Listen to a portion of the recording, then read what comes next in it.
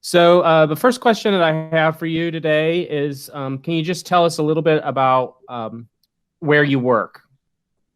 All right. Well, I'm at historic St. Mary City, the place where Maryland began in 1634. And we're a state museum that tries to understand what happened there, both during the 17th century, before and afterwards. So it's a archaeological institution that has been over 50 years of research here in Maryland. So that's my employer for quite a few years. Okay. Can you tell us what's your favorite part about your job? I think probably the coolest part is taking sometimes very subtle clues and trying to put them together and synthesize things to come up with a new understanding of an element of the past and especially of people that are largely forgotten. So it's that kind of combination of things to come up with a new insight that I really love doing. And sometimes it's a feature, sometimes it's a group of artifacts or where they're found, but there's so many subtle things that you have to pull together to come up with a new understanding. So I love that part of the job, absolutely. Okay, great. So how did you first get into archaeology, and what keeps you into it, in it, doing it? Yeah, okay. Well, I got an interest in history from my mom.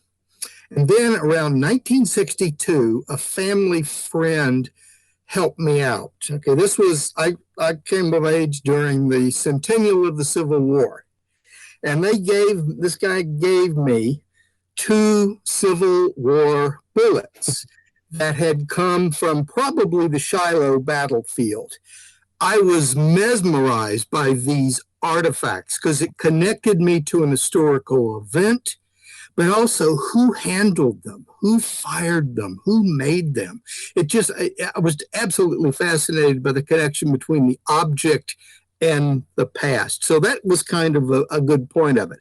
Got into college, found out about archaeology and through the anthropology program, and then it was time everybody told me to take a field school. And at that time, the University of Arkansas, their first ever field school in historical archaeology was being offered. So I signed up and was totally captivated by the concept of history and archaeology coming together. So that sort of set me on my course. And then early in 19 or early 72, I saw a advertisement on a bulletin board for diggers wanted at a place called St. Mary City. And I applied, got hired, and fell in love with the place. And the idea of having an entire city to explore was just absolutely amazing to me. So that really set my course, I think, in the early years. And I continue in the field because I still find it very exciting. I think it's significant scholarship. And more than anything else, I think it's possible to make contributions to the present day. So that kind of keeps me going in archaeology, I think. Okay, very interesting. So can you tell us a little bit about your Maryland Archaeology Month topic, the essay that you wrote for the booklet? Sure. Yeah, the topic I thought was very interesting, but I thought it would be useful to sort of delve into what were the health factors and the diseases and the consequences of that in the 17th century. And we have, of course, two means of knowing that, the historical record and the archaeological record. So I thought it was really intriguing to look at, we forget about how critical malaria was in affecting the lives of people during that time period.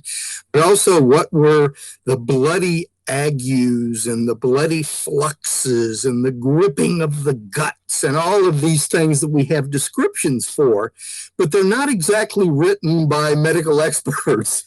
So trying to unravel what that tells us about they were doing. And then the archaeology. I think the archaeological evidence from the human remains gives us a completely different dimension of what was going on, because most of the diseases that kill them don't leave bone evidence, basically. But we do find the frequency of broken limbs, how well or poorly they were set, the onset of osteoporosis in some people, the well-developed muscle scars that show that most people engage in pretty serious physical labor during this time period, which also makes sense. And that comes again, we can sort of guess it from the history, but when you have the actual evidence right there before you in that skeleton, it gives you more in understanding.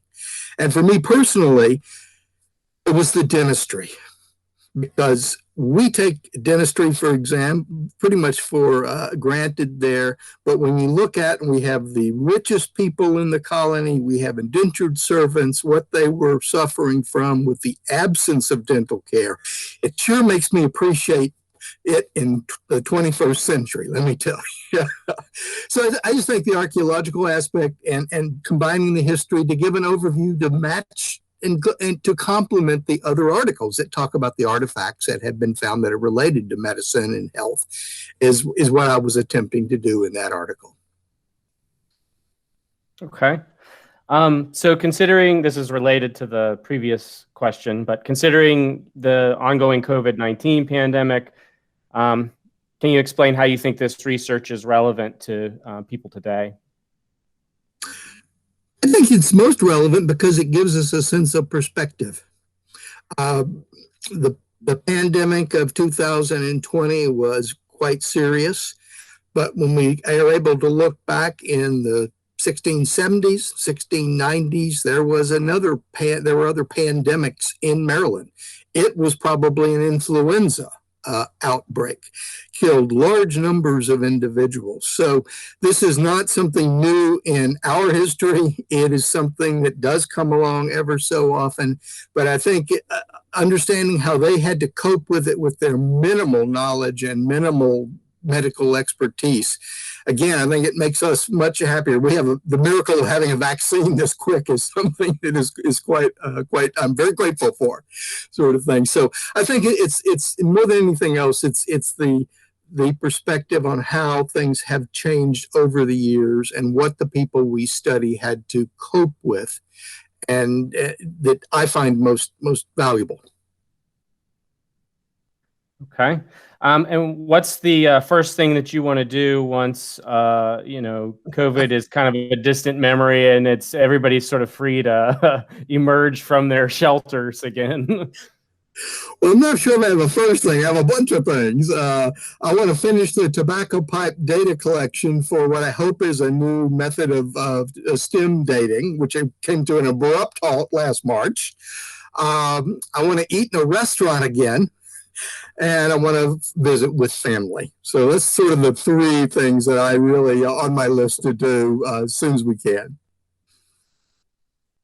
Great. I look forward to reading all about this tobacco pipe dating method. Okay, thanks. Well, thank you for your time today. Well, thank you. Very good.